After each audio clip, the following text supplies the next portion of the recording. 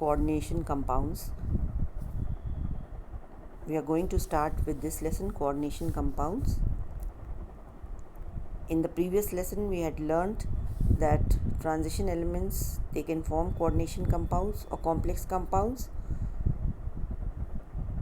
So we are going to study about coordination compounds in which the metal ion is a transition element. Now we have also studied about we know certain complex compounds which we come across in our day-to-day lives. One is hemoglobin. In hemoglobin, the central metal ion is iron. Now chlorophyll also is a complex compound, but in chlorophyll the central metal ion is not a transition element, it is magnesium.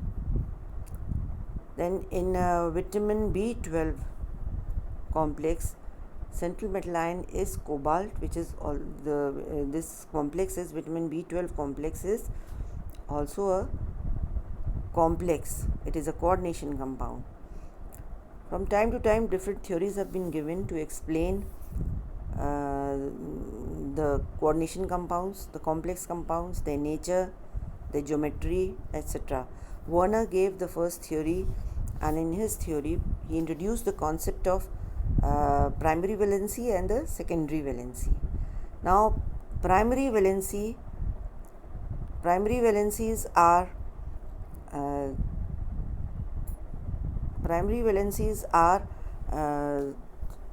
the oxidation number of the central metal ion, whereas the secondary valencies are the number of groups which are present around the central metal ion, that is the coordination number. Primary valency is the oxidation number and the secondary valency is the coordination number of the central metal ion. So on this basis he described the geometry of the complex, etc. But this theory was it had certain shortcomings, there were certain flaws, so it was not accepted much. Now there is a difference between a double salt and a complex salt. Difference between a double salt, example of a double salt is Mohr salt or potash alum, fitkari. Now a double salt, you can take the example of a double salt which is potash alum or Mohr salt. Mohr salt is what? Ferrous sulfate, ammonium sulfate, twice SO4 and 6H2O. Now when this ionizes, it will form ferrous ions, sulfate ions plus ammonium ions plus of course water. So all the ions which are present in the salt will go into the solution, and you can test for ferrous ion, you can test for sulfate ions or ammonium ions, all will give a positive test, that is the ions are free. But what about the complex salt? You can take the example of a complex salt like K4FeCN6. K4FeCN6. Now this entity which is present within the square bracket is the complex ion. Now when this ionizes, it will form 4K plus FeCN6 minus 4. Now if you test for potassium ions, you will get a positive test, but if you test for ferrous ions or cyanide ions, you will not get any test, because these ions are present in the complex, within the complex, they are forming a complex, they are not free, so they will not give any test. So this is the difference between a complex salt and a double salt. I hope I am clear. Now moving ahead. Now what are complex compounds? What is how will you explain the formation of a complex compound? Now, in a complex compound, you have a transition element which is present in the center. You have, suppose M is the transition element. Suppose M is the transition element. This is present in the center, and around M are present different groups, or they may be anions or neutral molecules which are coordinating towards the central metal ion. These groups which are coordinating means they are giving their lone pair of electrons. If they are neutral molecules, they are coordinating through their lone pair of electrons. If they are anions, they are giving the electron pairs to the central metal ion. So these groups are known as ligands. They are known as ligands, and they are coordinating. They are giving their lone pair of electron to the central metal ion, and we place this whole metal along with the ligand in one square bracket. This is the coordination entity. The whole entity which is present in the square bracket is the coordination entity.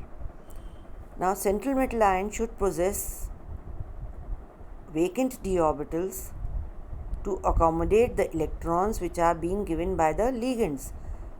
Central metal ion should have vacant d orbitals which are being vacant d orbitals in which the electrons have to be accommodated. Electron pairs which are coming from the ligands, they have to be accommodated.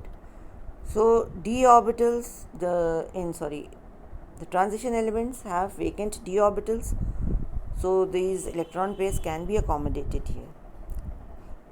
Now, what are ligands? Ligands are groups. They may be anions, they can be neutral molecules which are donating the electron pairs to the metal ion. Now, these ligands, we can describe them. These ligands may have only one coordinating site. We call them as monodentate ligand. We call them as monodentate ligand or unidentate ligand. Monodentate or unidentate ligand. It means there is only one atom in the group which is coordinating. We call it as monodentate ligand. There can be a bidentate ligand also. Bidentate means there are two coordinating sites present in the ligand. For example, oxalate anion. Oxalate anion has two minus charges. So it can coordinate with the central metal ion like this.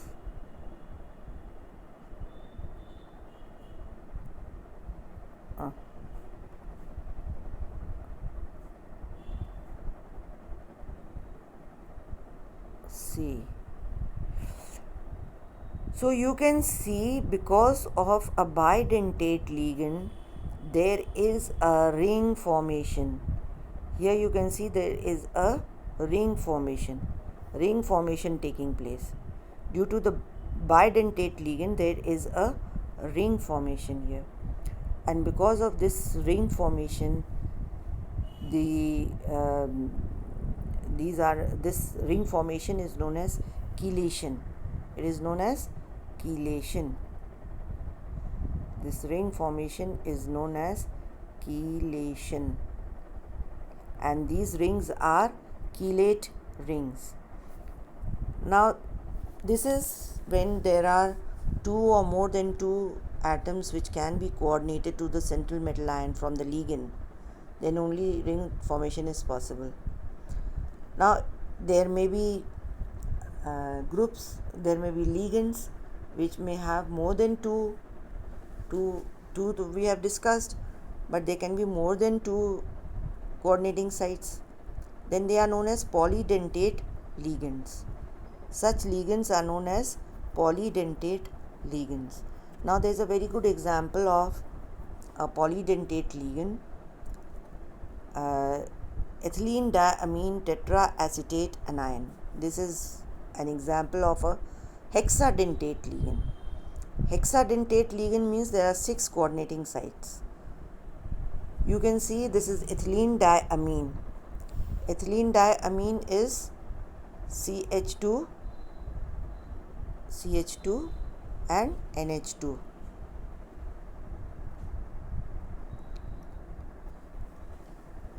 Okay, CH2 and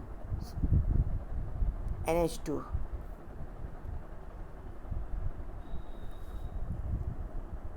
So you can see there are 2 nitrogen atoms each having lone pair of electrons. Nitrogen has lone pair of electron which can be coordinated. Then if the 2 hydrogen atoms are removed and in place of these 2 hydrogen atoms you have what? CH2 CHO group. If you have CH2 COO minus group, CH2COO minus, CH2COO minus. Similarly here also, if you have 2 acetate radicals present here also, CH2COO minus, then there will be 6 coordinating sites present, as you can see here. Electrons can be donated through acetate ions 1, 2, 3, 4 and 2 from nitrogen also. So at 6 positions, from 6 positions electrons can be donated to the central metal ion. So such a ligand here you can say is a hexadentate ligand. So now we can describe what is denticity of a ligand. What is denticity of a ligand? Denticity. What is denticity of a ligand? Now, denticity of a ligand is the number of such groups which are being coordinated to the central metal ion. On this basis, we had described a unidentate or a monodentate ligand, bidentate ligand, polydentate ligand. Then there can be ambidentate ligands also. Ambidentate ligands. Now in ambidentate ligands, there in the same ligand there can be 2 atoms which can coordinate. Now for example here you can see this is thiocyanate SCN. Now electron pair is being donated through sulfur atom to the metal atom. Sulfur to metal. Coordination is through sulfur. But in isothiocyanate, coordination is not through sulfur, it is through nitrogen atom. The ligand is the same, but coordination is through nitrogen atom. So this is isothiocyanate and this is thiocyanate. Similarly here nitrito N, that is through nitrogen, coordination is possible, and here nitrito O, through the oxygen here, coordination is possible. So such ligands are known as ambidentate ligand. Ambidentate ligand. Such ligands are known as ambidentate ligands. Then what is coordination number? Coordination number is the number of groups which are present around the metal ion. For example, if you have Cu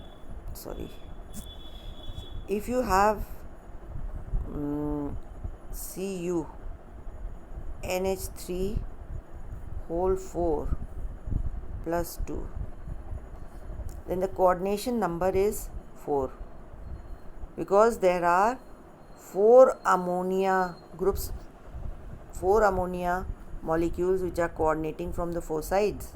So coordination number is 4. So the number of groups which are present around the central metal ion is the coordination number. Now we proceed to the next point, which is the oxidation number of central metal ion. Now oxidation number of the metal ion has to be calculated. oxidation number. If suppose you have again Cu NH3 whole 4 plus 2 plus 2. Now what is the oxidation number of copper? We have to find out. The ligand present here is ammonia, and ammonia is a neutral ligand. So the contribution from ammonia will be 0. So we can calculate, if for copper we put x here, x plus 0 into 4, because there are 4 ammonia molecules, is equal to plus 2. X will be equal to how much? Plus 2. So oxidation number of copper is 2. Similarly, in FeCN6,